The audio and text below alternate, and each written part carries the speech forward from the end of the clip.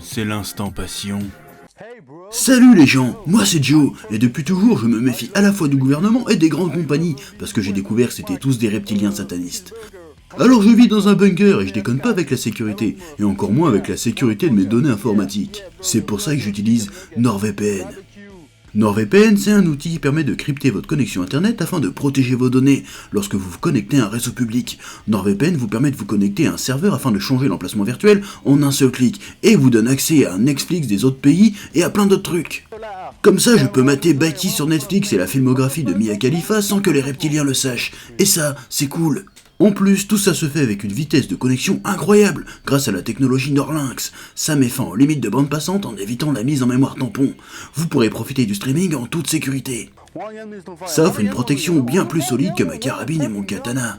Ouais. Pour découvrir NordVPN, rendez-vous sur ce lien ou utilisez le code suivant pour bénéficier d'un abonnement de 2 ans plus 4 mois supplémentaires gratuits, avec une énorme réduction de 73%. Que la passion vous guide! C'était l'instant passion. Ouais. Salutations Tedena, je suis le chef et bienvenue dans ce nouvel épisode de One Pieceology, l'émission durant laquelle vous m'accompagnez dans ma redécouverte, dans ma relecture de One Piece. Et aujourd'hui, on s'attaque à un tout petit morceau de One Piece, un tout petit arc qui dure seulement 5 petits chapitres, qui marque l'entrée en matière dans l'ère, la saga Alabasta, qu'on appelle aussi la saga Baroque Wars. Je parle bien sûr, et tu l'auras reconnu, de l'arc Laboon. Oui.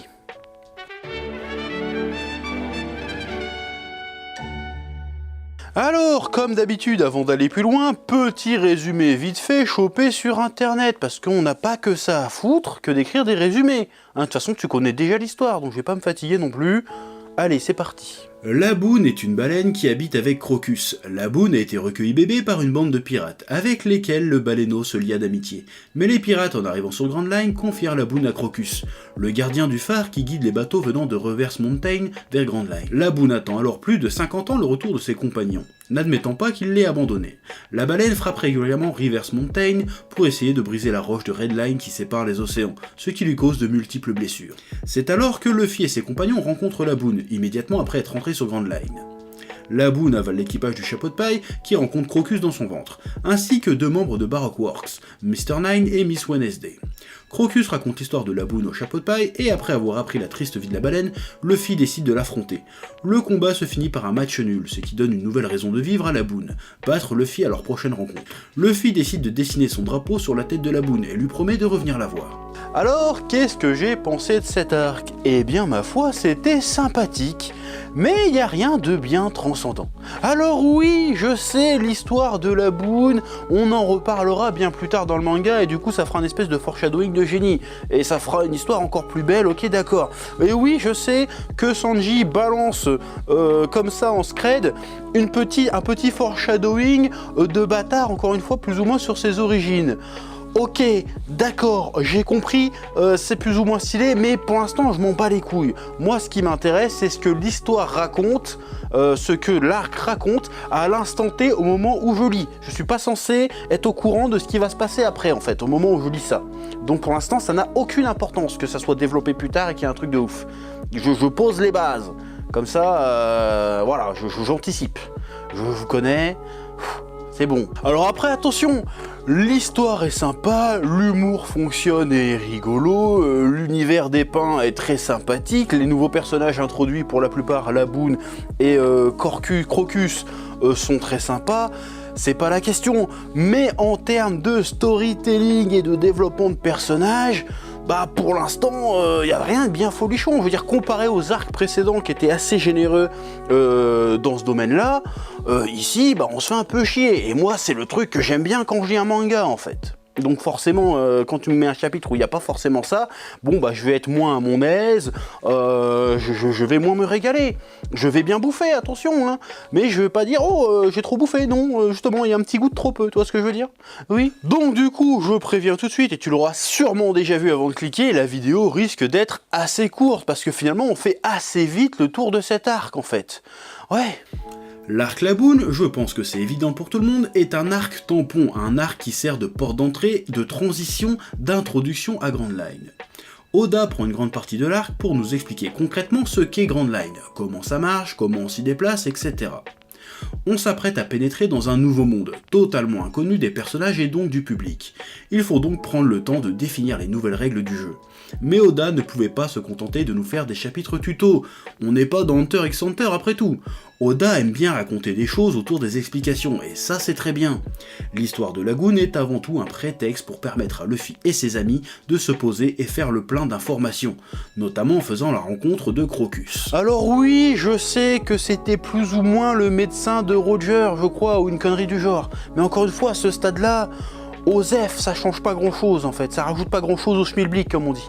Oui. Donc on nous explique, on nous introduit un peu Calm Belt, les Logposts, on commence à évoquer Rostel, je le prononce très mal, mais c'est la dernière île de Grand Line, et derrière on nous balance aussi le fonctionnement grosso merdo de Grand Line, comment on s'y déplace, comment on navigue et tutti quanti, et c'est plutôt intéressant. Oui. Du coup, les règles du jeu sont définies, ou plutôt redéfinies, la partie peut reprendre, et ça c'est sympa, oui. Cet arc sert aussi à introduire des nouvelles facettes de l'univers de One Piece. Jusqu'ici, je pense qu'on sera tous d'accord pour dire que One Piece relevait plus du shonen d'action qu'autre chose. Parce que oui, on voyageait d'île en île, mais concrètement, on n'explorait rien du tout. On changeait d'île plus pour aller taper un nouveau méchant qu'autre chose. J'exagère bien entendu, mais grossièrement c'était ça. Dans cet arc, on nous montre qu'à partir de maintenant, One Piece est aussi un récit d'aventure et d'exploration. Les péripéties de l'équipage ne se cantonnent plus à la simple baston contre des méchants. Ils devront braver des tempêtes et autres situations périlleuses desquelles ils s'en sortiront grâce à leur travail d'équipe. Et ça, c'est chouette. Je pense que c'est une vraie valeur ajoutée de One Piece par rapport aux autres shonen de son époque. One Piece prend le temps de nous faire voyager. Et l'autre facette très importante, illustrée par l'histoire de Laboon, c'est que beaucoup d'histoires de One Piece vont être du registre du conte. Laboon, c'est le conte de la baleine qui attend ses amis pendant 50 ans. Et je trouve qu'Oda a été très malin d'utiliser le conte dans One Piece. Pourquoi ? Eh bien tout simplement parce que qu'est-ce qui fait qu'un univers est crédible, palpable et vivant ? Eh bien tout simplement c'est sa mythologie. Et comment faire vivre sa mythologie si ce n'est à travers ses contes ? Parce que finalement une mythologie c'est quoi ? C'est un ensemble de contes qui servent à définir une civilisation ou une culture finalement. C'est ça une mythologie. Et je trouve que cette utilisation du conte est une vraie plus-value de One Piece par rapport aux autres shonen de son époque ou même aux autres shonen du genre. Alors attention, on me fait pas dire ce que j'ai pas dit. Les autres shonen du genre, par exemple Naruto ou Bleach, ont une mythologie très riche également, mais ils la mettent pas en avant de la même manière. Alors que dans One Piece, Oda le fait de manière un peu plus élégante. C'est-à-dire que, vas-y, en fait, c'est des légendes, c'est des contes qui se passent de pirate en pirate, et en plus, c'est complètement pertinent, parce qu'à l'époque des pirates aussi, il y avait des légendes qui circulaient sur les mers. Donc, c'est très pertinent, et je trouve vraiment qu'Oda, du coup, présente son univers, en tout cas à ce stade de l'histoire, de manière très élégante, avec un petit côté féerique, un petit côté enfantin, un petit côté rêverie, qui est plutôt sympathique, qui est plutôt rafraîchissant, en fait. Ouais. Bon, à un moment, je sais très bien qu'Oda, dans son manga, va en faire trop. Bon, c'est mon point de vue, mais je trouve qu'à un moment donné, il va en faire trop, que ça risque de devenir un petit peu imbitable, et que des fois, ça fait même pas du tout avancer le schmilblick. Du coup, c'est un petit peu frustrant et énervant. Mais c'est mon avis, mais en tout cas, à ce stade de l'histoire, c'est très bien fait, c'est très agréable, franchement, nickel. Oui. Donc finalement, on a un arc certes très court, mais néanmoins très important pour poser les bases de ce que va être One Piece à partir de maintenant. Bon, et comme ça, grâce à ça, je rajouterai que les personnages de Miss Wednesday et de Mr. Nine sont atroces. Je peux pas les blairer, ils sont nuls, ils apportent vraiment rien. Et oui, je sais que Miss Wednesday, en fait, c'est Vivi, je le sais. Mais ça change rien, ils m'ont énervé, je trouve qu'ils gâchent l'arc en vrai. Je sais qu'ils ont besoin d'être là, je comprends. Mais ils cassent les couilles, j'ai l'impression d'être dans Pokémon avec la Team Rocket, c'est quoi cette merde? Là je suis pas d'accord, là non. Oui. Bon, en conclusion, je ne peux que me contenter de répéter, de réaffirmer ce que je disais en début de vidéo. L'arc Laboon est un peu un arc tampon qui sert un peu à faire le passage entre East Blue et la saga du Baroque Works et plus généralement à l'ère Grand Line dans One Piece. Et ça le fait plutôt bien, plutôt doucement, ça prend le temps d'introduire tous les éléments, de prendre la température de l'eau, si tu veux, pour te dire, voilà, ça va être un peu comme ça maintenant One Piece. c'est plutôt bien fait, l'histoire est très jolie, très belle, très touchante, la fin avec Luffy qui fait en fait vas-y faut qu'on se batte à la fin de machin, c'est très émouvant, c'est très beau, voilà, l'histoire est très sympa, mais encore une fois, moi c'est pas ça que j'attends dans One Piece, même si ça fait intégralement partie de One Piece, hein, ce côté compte, mais moi j'attends le côté développement de personnages, tout ça, parce que c'est ça que j'aime. Donc voilà, un petit arc fort sympathique, nécessaire, et bien mené, parce qu'il remplit son office en fait. Donc voilà, sur ce, je te dis comme d'habitude, commentaire, pouce bleu, abonnement, et puis on se revoit pour le prochain épisode de One Pieceology, où cette fois-ci nous parlerons, si je ne me trompe pas, de l'arc de Whiskey Peak. Et là, ça risque de piquer un peu, je préfère te prévenir. Bref, que la passion te guide. Oui.